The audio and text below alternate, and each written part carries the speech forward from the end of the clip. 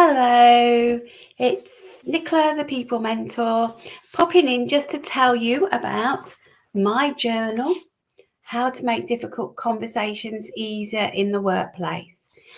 And today we're moving on from understanding yourself, although there is a bit about unconscious biases in there, which is really important that you understand yourself as well as your team members. And so the first question I'd ask yourself is, how impartial is your decision making? Have a think about that. And then could you be making decisions without realizing it that have biases? And that's again something you need to think about. And I love the saying, unconscious thoughts become unconscious biases. So it's really important that you look at how and what's going on in the workplace. And that's one of the things that the journal gets you doing. It asks you to reflect on what you're seeing in that workplace, and it tells you all the different unconscious biases to get you started. And then it says to you, what are you seeing? What do you need to curb in the workplace? And it's really important that you do that for yourself. And then you look around you and you look at your team members and you look to see what work you need to do with them as well. So moving on next, we come to the fact that the book also has about values next, because in understanding your team members, you need to know your values and you need to know your team members' values and whether they fit with the business, whether they gel together. And sometimes by understanding that, it creates better conversations because you know where they're coming from. If, for example, you're talking to me, I have a very high value of fairness. And if I feel something's not right in the workplace or something, I will say, and you would know where that conversation was coming from. And then you would be able to deal with it in a better way. So once you've done your values with your team members, it then asks you to look at your motivators and to think about what motivates your team members to come to work every day and to do their best. And again, like strengths, that's where their passion comes from. And motivators can be part of strengths as well, which is something we need to remember. So if you can understand your team members' motivators, then you can drive the right kind of work to them, which will make their performance better and their productivity better, which is what every business wants. Okay, so people think it's money that motivates people. Well, it isn't. Not necessarily. That sits in the background, and that would be what you call one of the hygiene factors. But no, what really motivates people are things like recognition, job satisfaction, being appreciated, having autonomy, recognition, opportunities to learn, and goals to aim for, and collaboration. So they're intrinsic motivators. They're deep, they fulfill the needs of your team members. So it's really good to get to understand those.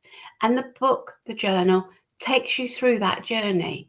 And in it has as well, let me just find it for you, it has a lovely crib sheet to use, what drives your team members forward and what puts them into reverse, because you also need to understand what demotivates your team members. And again, that will help you build a better team and better conversations. Okay, I'm going to tell you a little story now, because Sally was very much, she had this love of learning, and that was her key motivator. And she took on a customer facing role, and she wanted to keep on learning because she was a leader and a manager there. So she kept looking for leader and manager opportunities, but she was never getting the time to do that learning. And she was getting more and more frustrated. And then because she had a love of learning, she also wanted to help her team members grow and develop. And she wanted them to undertake some learning. But again, there was no time for that. And she relayed this to her senior leaders and asked that they factor in time for development. And they came back and said there just wasn't the scope to do it. And she was frustrated, really frustrated. And in the end, what she did was she went and got another job where they treasured learning and where they gave her the opportunities. And that's really important, that you understand what motivates, because then you can at least give them those opportunities to do it, even if it's not all of the time, some of the time. So you get that passion, that excitement, that wanting to go the extra mile for the business because you're supporting them in the way they need. So that was that little story. So focusing on them, on your intrinsic motivators, will do you the world of good. As I've said, I've told you Sally's story, and I just want to finish with what understanding your motivators helps you do. So it helps you, it stops you from feeling flat and uninspired, and who doesn't want that? Helps you look for roles that play into your motivators and strengths.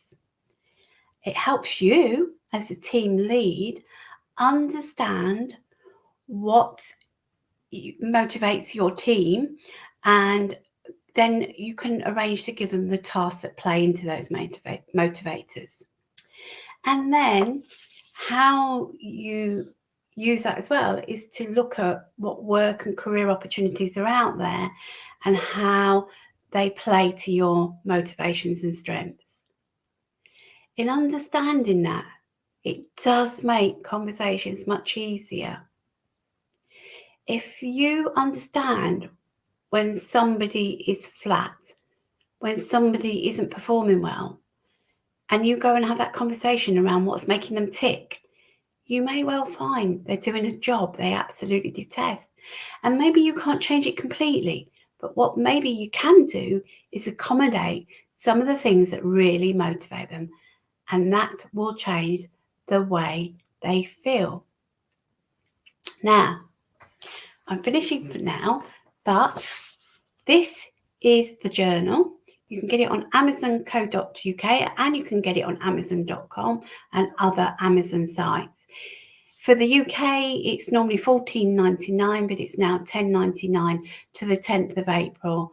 So it's full of exercises to get you to where you need to be, to have decent conversations, to build that understanding with about yourself and with your team members. And it also tells you how to structure a conversation and then how to review it. And we will be getting onto that on the next session. I'll see you tomorrow at 6 p.m. Looking forward to it. Have a great rest of the evening. Take care. Bye for now. Thank you for listening.